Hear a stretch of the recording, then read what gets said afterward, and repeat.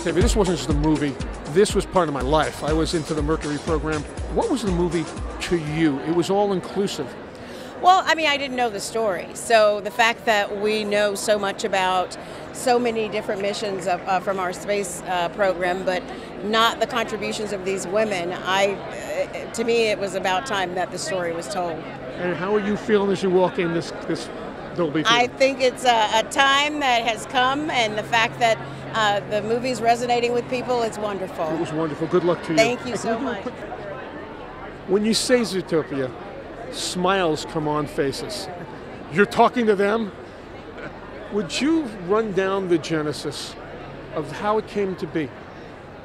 Well, the movie it began, I would say, as a love letter to those classic Disney talking animal films that we all grew up on.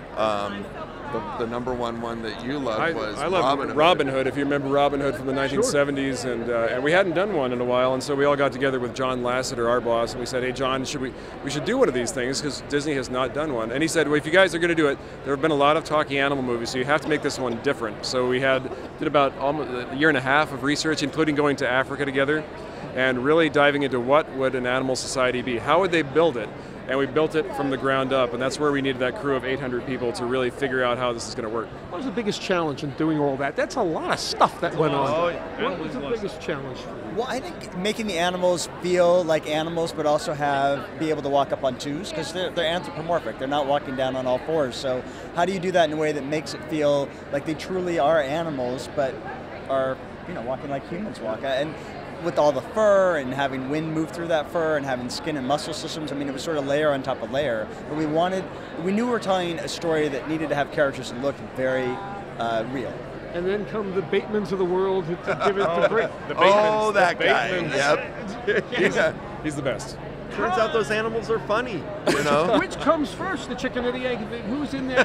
Well, or the fox or the rabbit. Which comes first, the fox or the rabbit? It's funny because we had this fox character and we had this rabbit character, and we knew that there was no one in the world who could play that fox like Jason Bateman. There was no one else on the list. It was like really, he was number one, and thank God he said yes, because Jason is... Otherwise, we wouldn't be here today. No, there would be a rabbit in the movie, and then with no adversary. And a couple more questions, because here we are. You're almost ready to walk in the Dolby Theater. Crazy. What does it feel like for you, the anticipation? What's going through your heads right now? Man, I mean, that's a very good question. This is kind of the culmination of a multi-year journey on this movie and our careers, really. To someone who grew up on animation, loved the medium, wanted to be an animator since I was 5 years old. It's like this is the gold ring. I mean, big as it gets. It's as big as it gets. And so the excitement, and you can't. You guys are very cool. I know inside of you, we're screaming. It's also, like this. Also, there's a political bent to this tonight. That's true. And how does that come down? You say, "Oh, Zootopia, no politics there," but. Well, it's a social movie. We say it's not really a message movie. We really wanted it not to be something that was in your face, but we did think it was important to be able to use the movie to talk about bias and discrimination, and the fact that inclusion and diversity is so important. And you see that from how the news has been going over the last years. Every day it becomes more important that we listen to each other, that we understand people who are different from us. And so that's what the movie is talking about as well. It's a movie for everybody. Thank you. So have a ball inside. Thank you. Good luck tonight. Thank you. Zootopia. Well, I won't say my opinions because they're right where you are. How did you end up, or what was the involvement that first happened with La La Land for you to compose? I started composing as soon as Damien started writing his story. So I was looking at his work and trying to find the themes and the inspiration in it, and he was telling a story that spoke to me, and it was just great to sort of start immediately from the beginning, because composers don't always get to do that. Were all of them yours?